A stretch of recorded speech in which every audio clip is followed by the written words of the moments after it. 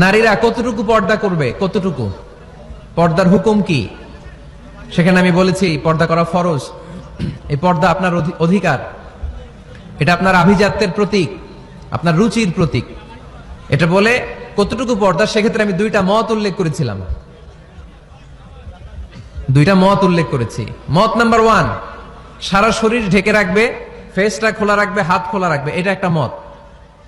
আর একটা মত, সব ঢেকে রাখতে হবে, শুধু চোখ খোলা, তাই না? দুইটা মত উল্লেখ করে আমি বলেছিলাম যে এটা হচ্ছে রুকসাত আর এটা হচ্ছে আজিমাত। আমি এও বলেছি যে এর চেয়ে শ্রেষ্ঠ পর্দার হতে পারে না, শুধু চোখ খোলা, সব ঢেকে রাখতে হবে, এটা শ্রেষ্ঠ পর্দা, এর চেয়ে ভালো পর্দার হতে পারে না। আমি নিজেও সাজেস্ট করি এটা, যে শুধু চোখ খোলা থাকবে। আবার ওই প্রশ্নের উত্তরে এও বলেছি চেহারা হচ্ছে সৌন্দর্যের রাজধানী, চেহারাই যদি দেখা হয়ে যায় তো সব দেখা হয়ে যায়, এজন্য এটা আমি সাজেস্ট করেছি। তারপরে এরা আমার ধাক্কাইতে ধাক্কাইতে ওই মতের দিকে নিতে চায়, আছে না নাই? তো এই যে 3 বার যে আমি এই কথা বললাম, এগুলো শুনবার সময় কি কানে তুলা দিয়ে রাখছিলেন? হ্যাঁ, তখন কি শুনেন না? এগুলো মত দুইটা বললাম কেন আমি? হুজুর দুইটা কেন বলবেন? অন্য মতের প্রতি আপনার এত শ্রদ্ধা কেন? আমগত নাই, এই হয়েছে সমস্যা। ক্লিয়ার কাট কথা। পর্দার ক্ষেত্রে দুইটা মতের উল্লেখ করেছি প্রিয় ভাইরা। বলেছি এক মত বলেছে ফেস খোলা, হাত খোলা, আর এক মত বলেছে শুধু চোখ খোলা। এবং আমি বলেছি এইটা শ্রেষ্ঠ পর্দা, এর চেয়ে ভালো পর্দা হয় না, বলছি না আমি?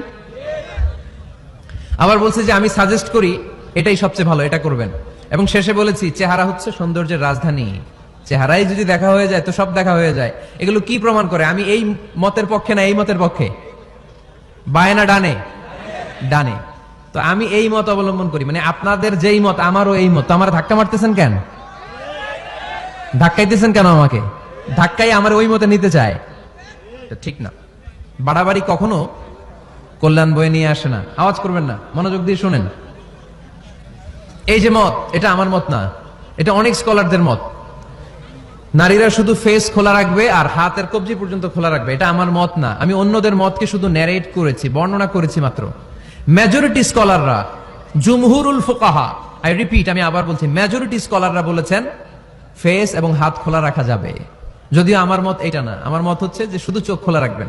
মেজরিটি স্কলাররা, রাইসুল মুফাসসিরিন আব্দুল্লাহ ইবনে আব্বাস রাদিয়াল্লাহু তাআলা আনহুমা, যার ব্যাপারে আল্লাহর হাবিব সাল্লাল্লাহু আলাইহি ওয়াসাল্লাম দোয়া করেছেন, আল্লাহুম্মা ফাক্কিহহু ফিদ-দীন ওয়া আল্লিমহু তা'ওয়িল, আল্লাহ তাকে আপনি দ্বীনের জ্ঞান শিক্ষা দেন, কোরআনের তাফসীর শিক্ষা দেন। ওনার মতও ছিল কোরআনের এই তাফসীরে, আয়াতের তাফসীর, যে ইল্লা মা যাহারা মিনহা, নারীদের যতটুকু প্রকাশ হয়ে যায় সেক্ষেত্রে আল্লাহ ক্ষমা করবেন।